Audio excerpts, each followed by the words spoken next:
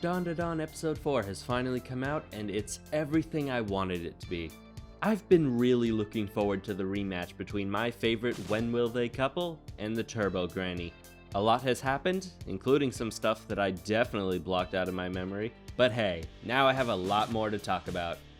Welcome friends, I'm Merlin with a Y, a certain famous wizard's less talented but more attractive cousin. And I'm here to talk about the absolute insanity that is Dandadan's 4th episode. But before I get into that, I just have to say that Momo looks amazing in that outfit. I didn't really talk about it because of the, well, you know. But her fashion is on point. I'm honestly not sure what kind of dress that is. It looks more like a long and tight shirt, but it looks amazing with the crop jacket and thigh highs. I really need to learn more about women's clothes. She really is a gyaru, and I was just too blind to see it. I love it when anime characters actually have some variety in their wardrobe, but I still stand by what I said that it was immensely stupid of her to change out of the protective clothing. Then again, this is anime, where typically the less clothing you get, the stronger you become. So maybe she's onto something. But moving on, this is the episode where we finally get to see them challenge Turbo Granny to get Okarun's junk back. And from the beginning, Turbo Granny is a force of nature.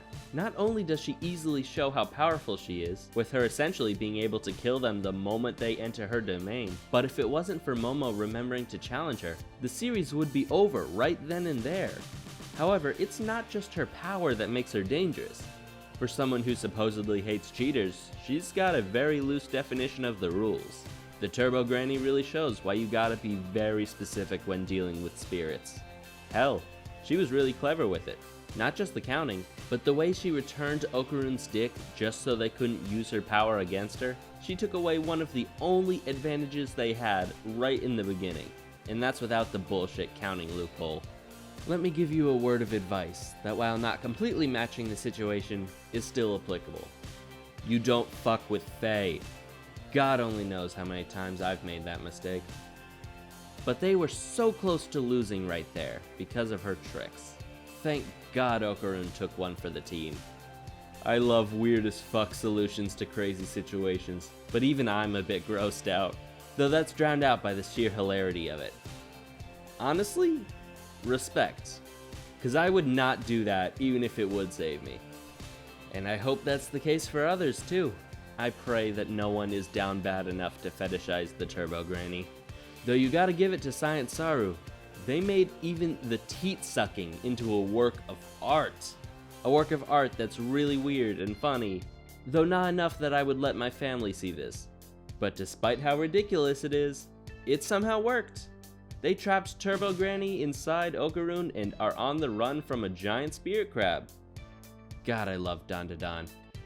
It's interesting to see the running scene from Momo's POV, but I'm gonna be honest, it was funnier in the manga, where she's visibly embarrassed and there are just two dumbasses standing around not seeing the crab. Though the anime is more fast-paced, so it makes sense why they would make that style choice. Speaking of a style choice, I love this editing style where it keeps cutting to black before a new scene. It feels like a less intense Monogatari series style, not in the over-the-top way the Monogatari series does it, but in a way that I can honestly say I'd like it if Dandadan kept that up past this episode. I also like how each creature's domain so far has a different color. The Serpo are blue, Turbo Granny is red, and the giant alien is gray. It really adds to the atmosphere of the battles. Though they seriously used The Lone Ranger by that Italian composer whose name I can't pronounce for when Okarun got serious? Really? The horse racing song? It was honestly more funny than hype for me. I do like the techno they added to it though, that brings back some of the hype, but the animation carried that scene. The escape scene was incredible. Science Saru made what was essentially 3 panels in the manga into pure artistry. This is what an anime adaptation is supposed to do, elevate a series to even greater heights. This is what makes manga readers actually keep up with the anime, despite already knowing what's gonna happen. Dear God, this animation is gorgeous. Whatever these guys are being paid is not enough. It's moments like this where I'm legitimately angry at whoever leaked Dandadan early.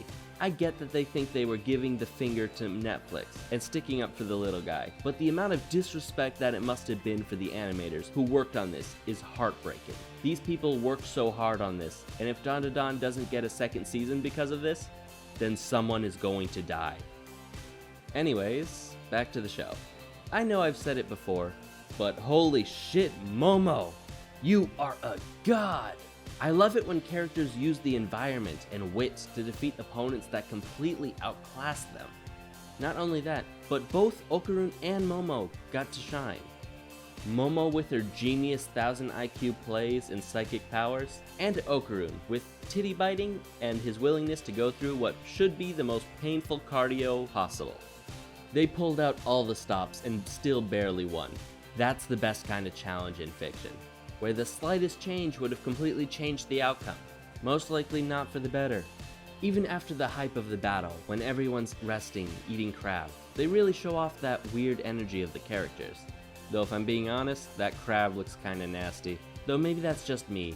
I prefer shrimp and lobster. Because I'm classy.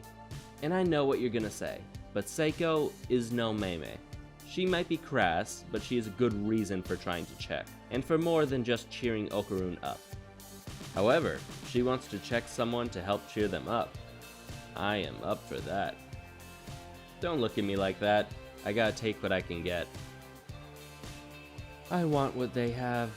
The way they kept repeating goodbye as they get further and further away, with Momo making sure to see him off with the "see you tomorrow." God, I love these two. Overall, this was everything I was hoping for, and I'm so glad that Science Saru was the studio put in charge of it. I really feel like MAPPA wouldn't be able to capture Dandadan's energy the way Science Saru did. That, and those poor schmucks are overworked enough as it is. They need time to see their family, or sleep. Anyways, I've been in love with this series from the first chapter, but this whole exchange was the moment I knew that it would become one of my favorites of all time. I hope more people are able to enjoy this masterpiece and aren't turned away by its more strange moments. But please, like, comment your thoughts, and subscribe. I've recently hit 100 subscribers, and I'm so grateful for each and every one of you. I was not expecting to get there so fast, and especially not for my Irma video to explode the way it did. This has been huge for me, and I hope you'll keep supporting me as I try to find my style and continue my YouTube journey. And remember, kids, the only reason they survived was because Okarun sucked Turbo Granny's titty. Good night.